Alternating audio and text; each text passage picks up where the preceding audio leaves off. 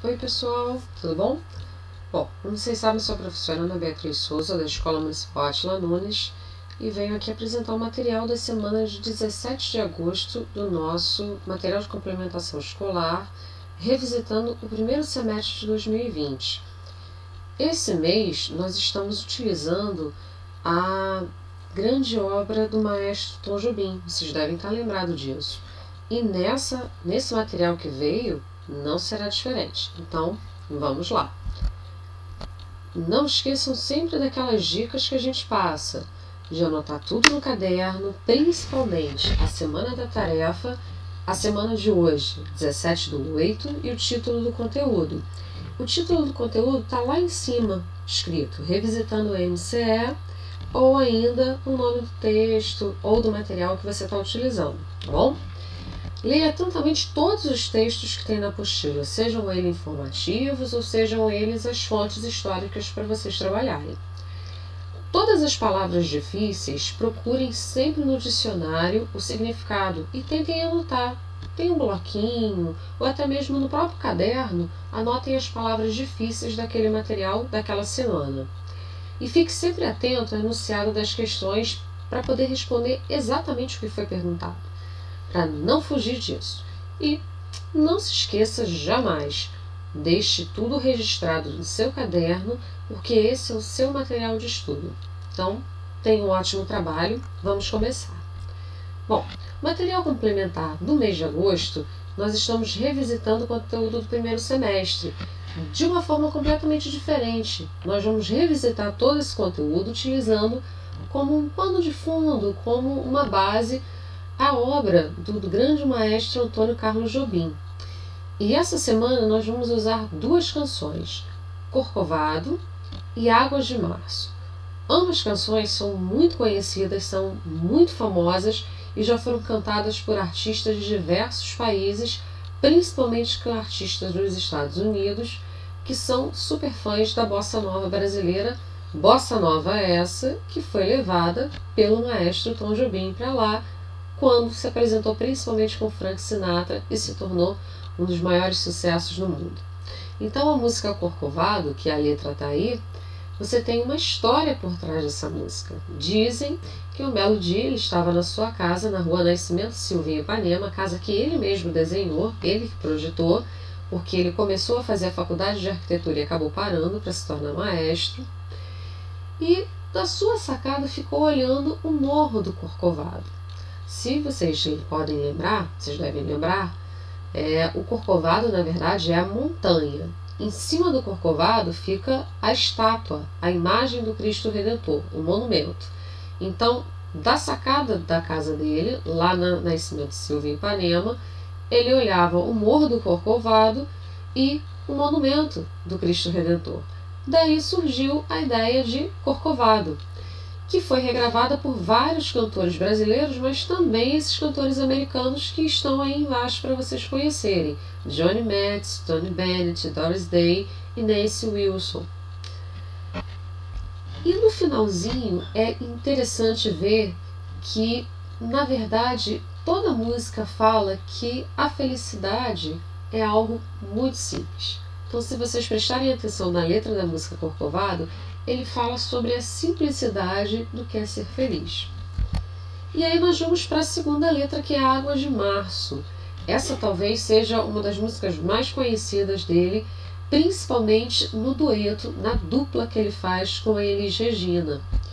E essa música, ela também foi regravada por vários artistas, mas a versão mais conhecida é essa dele com a Elis.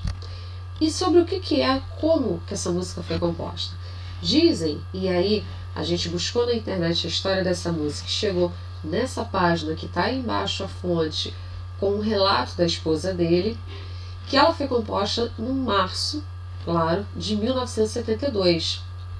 E ele começou a tocar o violão quando ele estava no sítio, possivelmente nesse dia de chuva, né, em São José do Vale do Rio Preto, que é na Serra, aqui no Rio de Janeiro.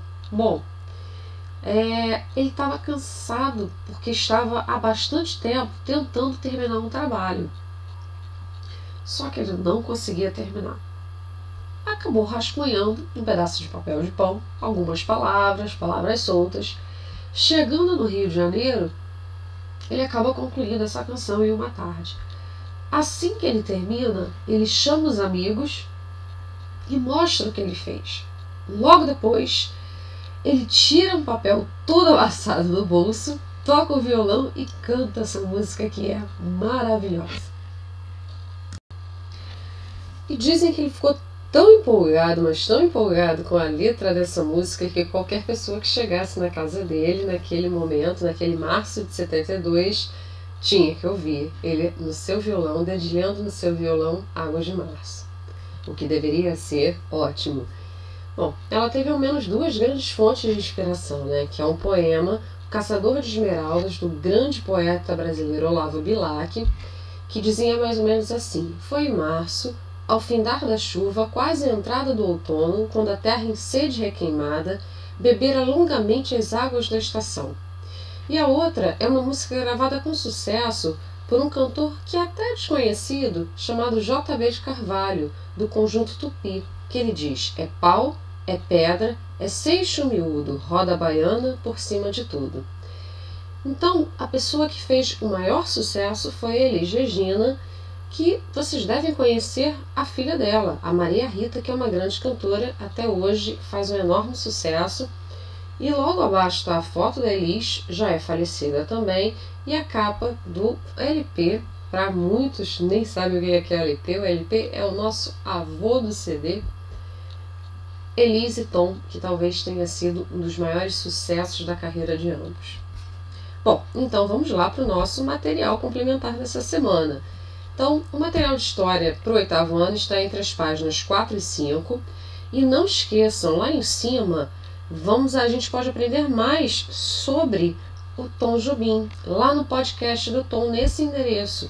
Então, entrem nesse endereço que vocês vão ter mais material sobre o Tom Jobim e sobre as músicas dele. Bom, logo nesse quadrado, nesse pedaço verde, vem explicando um pouco o que são essas músicas e vem o link para ambas as músicas. Vale a pena entrar, vale a pena ouvir mais uma vez o maestro.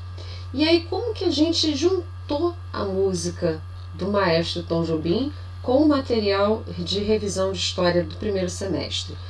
Como ele fala de Corcovado e a música, a letra da música Águas de Março usa palavras de origem indígena, nada melhor do que a gente falar então dos índios. Então, nesse material da semana de 17 de agosto, nós temos no texto 1, que é esse que está logo aí, sobre a Guerra Guaranítica, e o que é essa Guerra Guaranítica, como é que Portugal ele tenta tomar a terra desses índios, como é que aconteceu. E quando vocês virarem a página, nós vamos ter a conclusão disso e a mostra de como que se resolveu a situação a partir de tratados. O que são tratados? São acordos. Então, acordos entre Portugal e Espanha, que eram as metrópoles dessas terras aqui na América, fizeram acabar com uma parte dessa guerra guaranítica. Óbvio, não acabou para sempre. Esses territórios eram disputados principalmente por conta de sua matéria-prima. Mais ou menos, eles conseguiram ter uma paz um pouquinho mais alongada. E aí, na atividade 1, vocês têm que olhar esse texto e tentar responder o que foi estabelecido no Tratado de Madrid, que foi assinado em 1750. Então, nesse próprio texto, vocês vão ler lá onde é que está o Tratado de Madrid e responder. Na letra B, quais as nações europeias que assinaram esse acordo e qual povo indígena se envolveu no conflito armado contra essas nações? Poxa, super fácil, né? Quais eram as metrópoles que assinaram e qual nação indígena se lutou contra elas. O próprio nome da guerra já diz, hein? E o C, o que foi estabelecido nesse tratado com relação aos padres jesuítas. Então, com relação aos jesuítas, às missões jesuíticas, o que esse tratado estabeleceu? O que esse tratado disse sobre eles? Bom, e para a gente finalizar, a atividade 2 é uma atividade um pouco mais tranquila. O que a gente vai fazer? Nessa atividade, vocês vão retirar lá daquela música Águas de Março, uma frase ou um verso que tem algum elemento do nosso folclore. E por quê? Porque nesse material complementar dessa semana nós temos duas comemorações. O dia 17 de agosto, que é o dia do Patrimônio Histórico Nacional, e do dia 22 de agosto, que é o dia do folclore.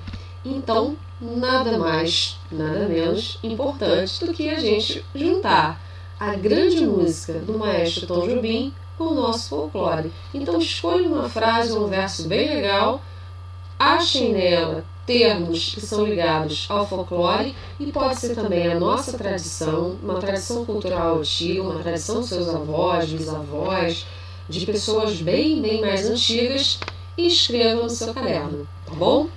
E naquela nossa última dica, visitem o Instituto Antônio Carlos Jobim. Lá vocês vão ter mais informações sobre esse grande maestro, sobre sua vida, sua obra e suas parcerias, ok? Então, boa atividade e até a próxima semana. Tchau, tchau!